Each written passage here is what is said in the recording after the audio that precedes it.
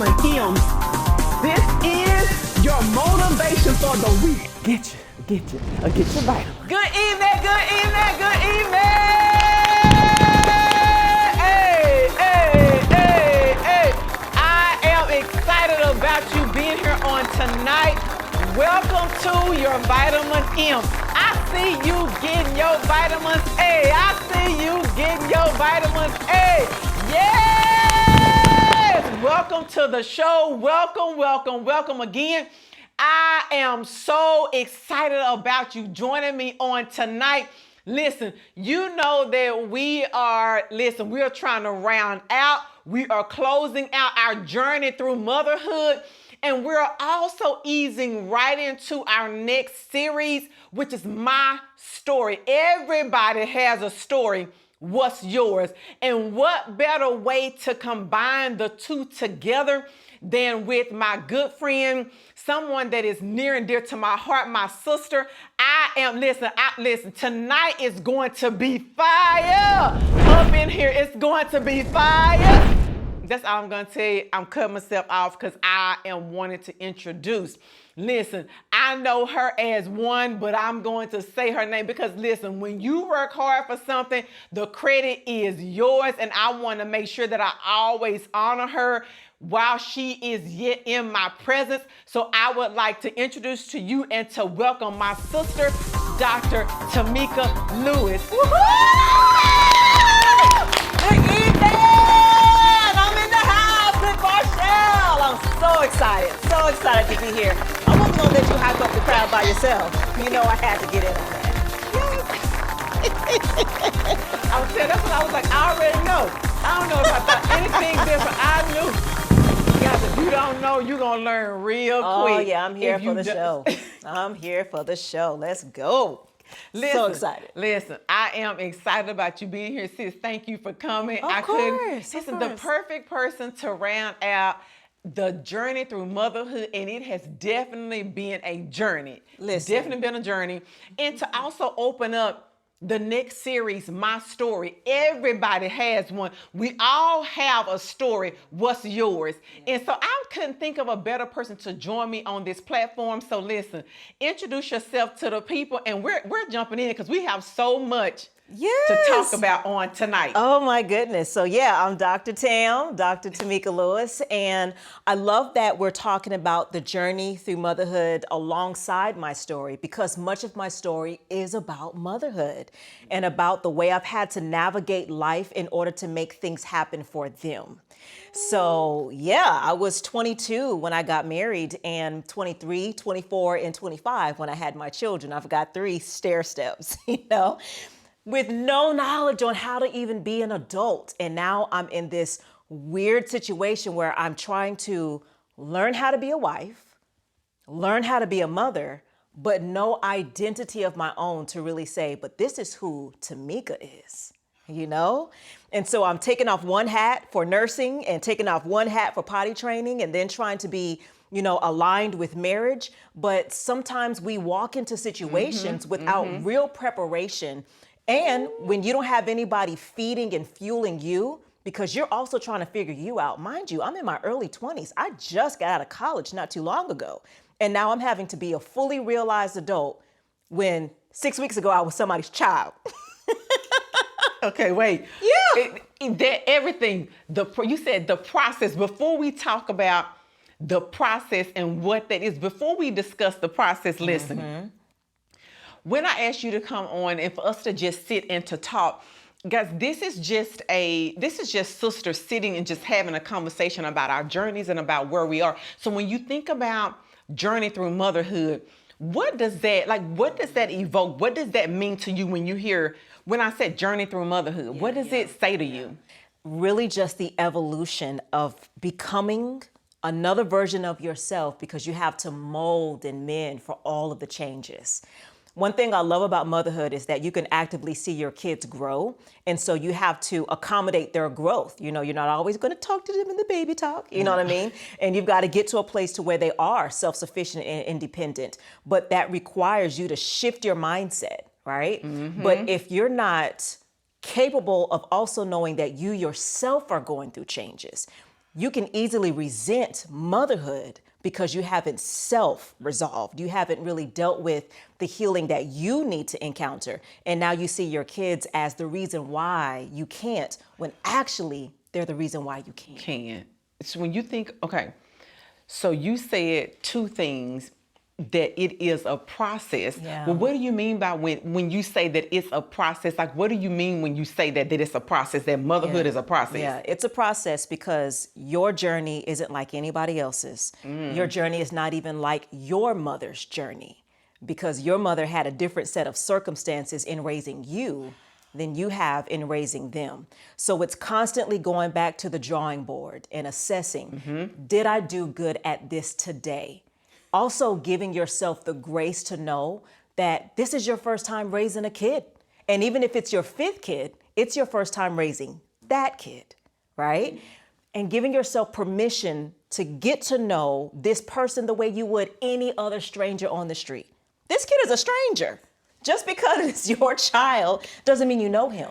You have to groom him, but groom him according to what are his interests, what are his passions, what are his strengths, where are some things that I have to really curtail so that way he doesn't go the wrong way.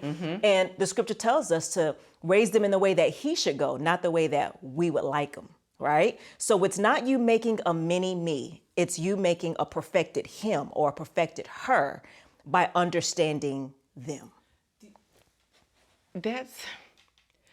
There's a couple. See, this is going to get crazy because you said a couple things. You've talked about through motherhood, though, finding and healing myself and growing my own self and learning who I am, because what I was before, and in your case, and for some of us, a lot of our cases, before we come right out of being this maybe single person, or you were the kid, but now I'm not. Now I have somebody else that's dependent upon me for something. And so I've got to be able to give them something. Absolutely. And in my case, you know, that's why I say a lot of my journey was about motherhood, because I ended up becoming a single parent when my children were 2, 3, and 4 years old. I wasn't ready for that. I wasn't expecting that. So now they're not just looking for me to do something, they need me to do everything. So now I'm the head of the home, and I've never had to be. And these are questions I never got to ask my dad and my mom on how to manage a household, because I thought that I was just going to leave that up to my husband. But now he's been removed from the picture, but life still has to happen. And so that's why now there's some more evolution going.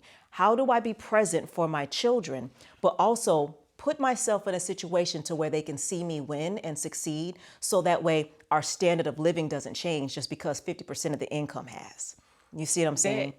But that's the thing, is that right there, that we have to, there are books out there. For sure.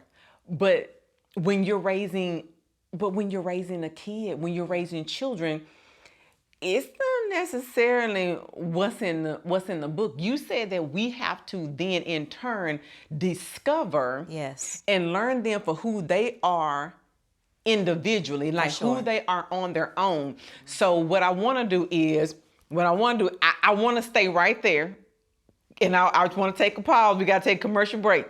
I want to stay right there, because when we come back, I want Dr. Lewis to talk to us about what does that look like when I am allowing myself and my child to learn who they are. Like, they're teaching me and I'm teaching them, but what does that look like when I'm having to learn them individually? We're going to talk about that after these messages.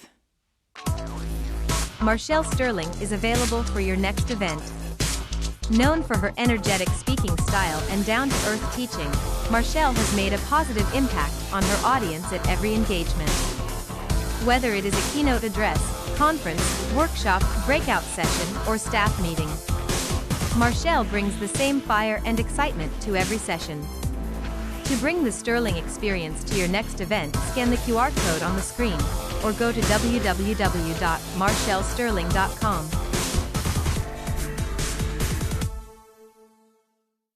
Welcome back. I am listen, guys, you know that it was fire before we left. Dr. Lewis is with us on tonight. She said something that really struck me in that in our journey of motherhood, guys, she was saying that we have to learn our children and not just impose who we want them to be, but learn who they are. Like, we have to discover who they are. So we were going to talk about that. Like, what does that look like for me to have to truly discover who my child is? So sis, for sure. Listen, okay. Yeah, so for the most part, it's really about asking questions instead of making assumptions. I think as a parent, we're really good about wanting our children to live out the life that we could not have. We're trying to safeguard them for whatever pains and turmoils we've experienced. And I've learned that I personally was raising my kids out of fear as opposed to faith of what they could become, but the fear to not go through what I went through, right? But I'm also very aware that in my late 30s, I conferred my doctorate. I had no idea at 18, 16, 25 that this was the journey for me. At one point, I was satisfied just being a second grade teacher. And then I walked into the world of counseling, and now I'm doing some other things professionally. But the truth of the matter is that my kids also deserve a journey. And their journey has to look different from mine. So really my job is to instill character. That's my job. My job is to help them understand integrity. My job is to help them understand being truthful with who they are, but leaving the world that they disagree with feeling loved nonetheless. That's my job. My job is not to direct their career paths. Now, granted, I am going to tell them when they're being foolish about things. There you go. But again, it's guidance. What I have learned that a lot of parents do is we guard our kids. We play gatekeepers. I'm trying to keep you from things as opposed to pushing them toward things. Ooh. Yeah. I'm about to sit back in the chair and take my shoes out, people. I'm about to take my shoes out. Because because I can, anytime I have a conversation with someone, I'm far from the know-it-all. Yeah, for sure. Far from the know-it-all. But I love when someone comes to impart and to share, because that is even true for me. I have to remember, because I have a teenager. Yes. And so I'm trying to remind myself now that I can't make her do, like, I can't make you go to this or that. There are sometimes when I have to start to relinquish and be more, like you said, of a guide and say, okay, now wait a minute, here are the parameters. This is what I think, but you've got to allow them to make some decisions for themselves, because I don't want to, and that's true, I don't want to parent out of fear. For sure. And I would tell you that rings so true, because we're both educators. I'm going to say we're both educators. Yes, ma'am. Yes, ma'am. And you've been in the business, we've been in the game about as long as I have. We've been doing this for a long time. And all I'm going to say is you get some of those kids that try your nerves, and you like, I'm not naming my kid that, because I've had so many kids with that same name. Correct. And they didn't act right. Right. They gave me the blues. Right. And so, I'm saying that because I'm like, you know what? But that's also surrounding a fear and an experience that I've had with certain things. And so you do that as an educator, because you're like, I don't want you to go to school and make me look bad. Correct. But we can't parent out of that fear. And one thing, bringing back that education thing, being an educator, we practice grace there, because as crazy as that kid might be, we know that our certification is on the line if we do certain things. So we figure out these creative ways to teach the lesson without inflicting pain and embarrassment and all that kind of stuff. But we forget all of that when we come home. Now we're humiliating our kids. You see what I'm saying? We done just whooped them. And not to say that some of those things are not appropriate sometimes, but it's a matter of, in the classroom, we've learned the skill of teaching, but at home, we have this idea that telepathy got that information across. But so I had to ask myself as a parent, these expectations that I have of my children, did I actually teach to them? Or did they just watch me do it and assume that they picked it up? Because yes. All I'm gonna do is say yes. Yeah. And I don't know if you guys can see. I'm gonna pick my feet up and say ouch. I'm not trying to show, but I'm picking my feet up to say ouch, because that is true though. Yeah. We do that. Yeah. We look at ourselves in our classrooms and we say, we find those creative ways For and sure. that grace, and we extend For sure. and we say, okay, did I model this? Because I say that with my staff. Did I model this for my staff? Yeah. Am I modeling being a great leader to my staff? But then am I also doing that with my own child? And repetition is key. You don't just give the kids the spelling list and then assume they memorize it the same day. There's progress monitoring. So faith comes by hearing, not having heard. Sometimes we say something once and assume our kids got the lesson, but have you actually sat down and practiced these expectations? And we don't. No, we don't, because you're practice. trying to guard them from things as opposed to guiding them toward things. And we guide our kids. Oh. Yeah. One of the most painful conversations I had as a parent was asking my daughter, what is it that you want me to know about you? And when she honestly answered that question, I was heartbroken because I realized, Wait. what do you want me to know about you? Oh, look at the people. Look at. What is it that you want me to, what do you need me to know about you? And she felt like I misunderstood her often. And really what it was the pain of divorce. I'm trying to teach my daughter to be strong and courageous and independent so she'll never have to depend on somebody who could eventually break her heart. But really what I was doing was pushing her into the arms of the very thing that I was afraid she would go into, because said person would be a soft place to land and I was not. I wasn't extending grace to her. I was trying to teach her to be strong, but what I was actually communicating to her is that your mistakes are beneath me. And I'm irritated by the fact that you're not strong yet. What I needed to be was a comfort for her. And that's exactly what God is for us. We know we're wrong, but He said, I would send you a comforter. So if we really want to walk into parenting the way that will groom a kid correctly, be a comfort. In comfort, you'll find correction. I don't even know if I know where I'm back. Yeah. Listen, do you know I need to keep? I'm gonna say this. I need to keep these lashes on, people. I need to keep the lashes on. That's all I'm gonna say. Yeah. What do say that? I just need to hear that again. There's correction inside of comfort, because here's the thing: when you want to please somebody who already loves you for real, you'll do what it takes to make them happy. Sometimes when we are parenting our kids out of fear, they're doing what it takes to keep us quiet. But the joy of the Lord is our strength. So when someone knows that they can please you, when someone knows that they can bring joy to you, it brings joy to them to know that my existence and my performances make you smile.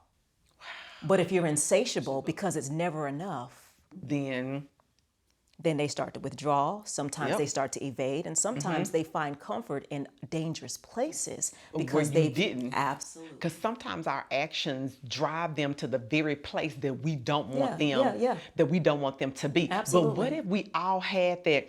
Say that again. Okay, wait a minute. I just got to go back to, what did you ask her again? What is it that you need me to know about you? But what do you want me? What do you want me to know about you? Yeah. But just what if, sis, that was our... Yeah. But what if that's the way that we walk?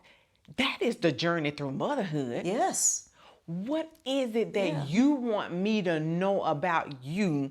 Because I don't think that I know for me, I don't think that I all the time take the time to get to know her and her likes and her dislikes.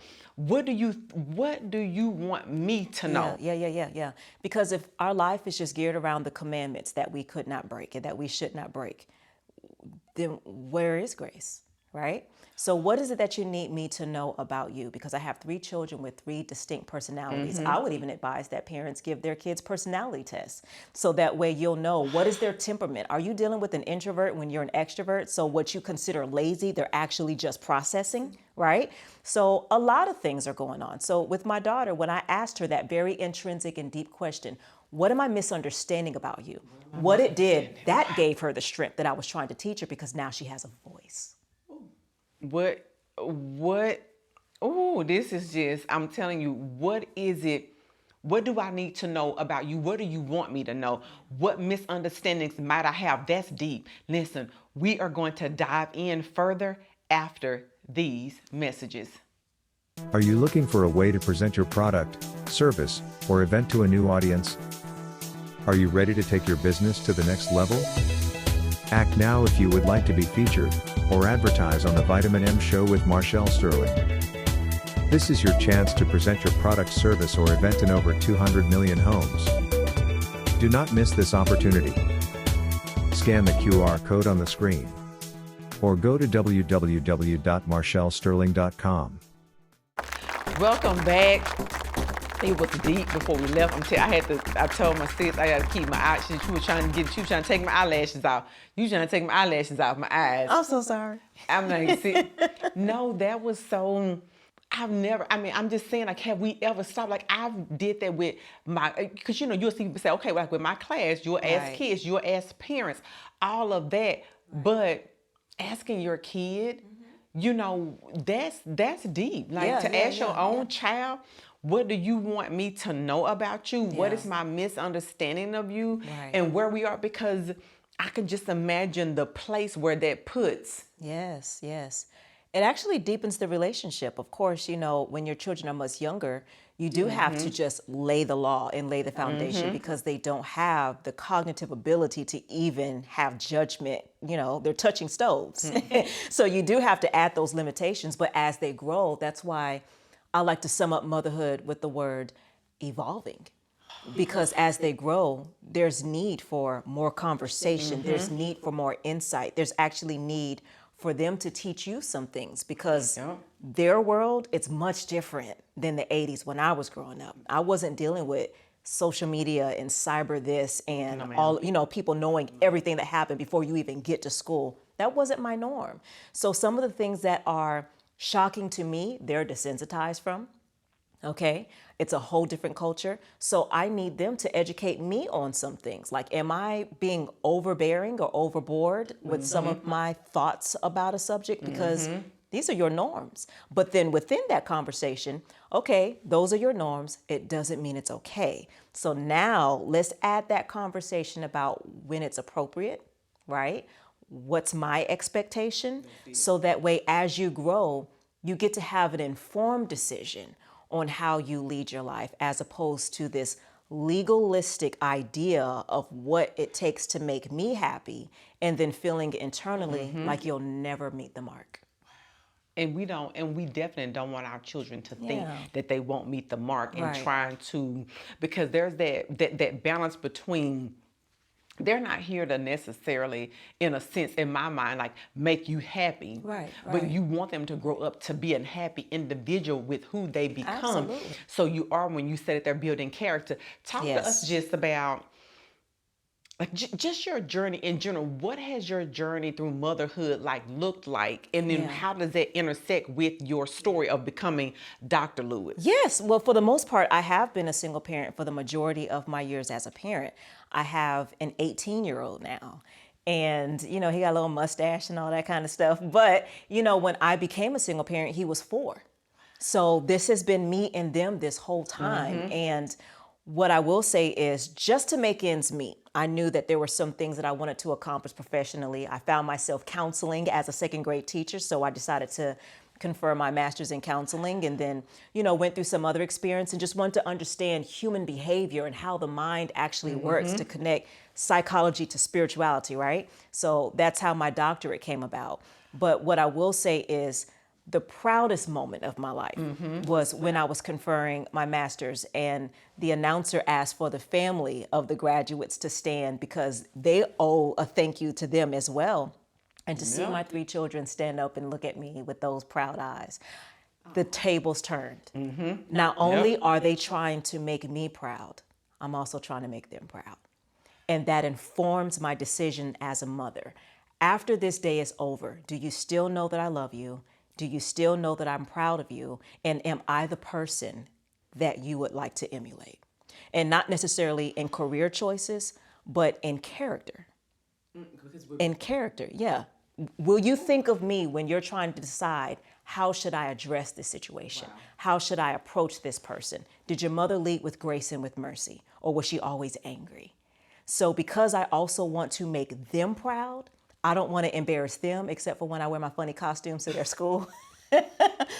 But I love that. I love that we can joke together now. We can laugh together. I can see myself in their sense of humor, so I know what I've passed down to them. But at the end of the day, what I want more than anything is for the worst thing that they've ever done.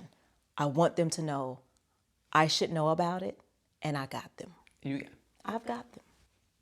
The worst thing. The worst thing. The worst thing, because they have to have, for me, they have to have somebody Absolutely. to talk to. They have to have somebody, a sounding board. And I think in motherhood, I want to be that. Yeah. And honestly, I communicate those things to my kids. I'm not hiding the fact that I don't have all the answers from them. I've literally told my kids, hey, today's gonna be the day when I'm making things up, so let me know how I do at the end, right? And it's the honest truth of, the vulnerable. I need a Likert scale on a scale of 1 to 5. Am I a good mom or not? And sometimes they're joking, but those are self-correcting things, right? But the truth of the matter is that when I'm vulnerable with them, that exchange is pretty natural. Because they can see where I've made mistakes, not just in life, but in motherhood. That's it. I've apologized to my children.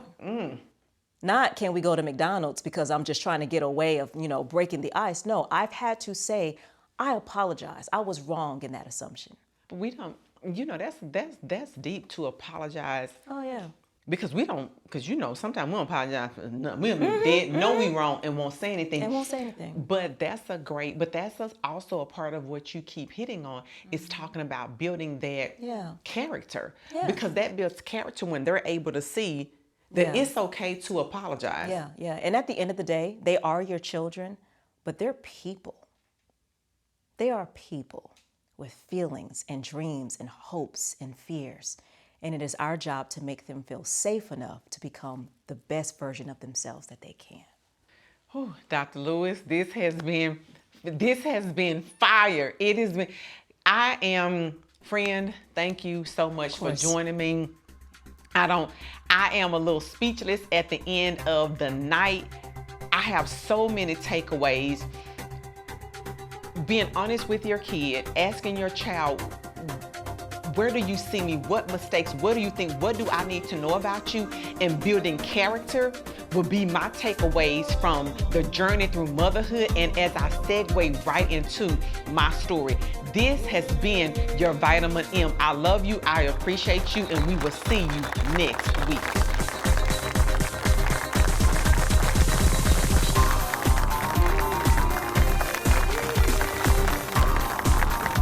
Join us next week on Vitamin M as we kick off our new series, My Story.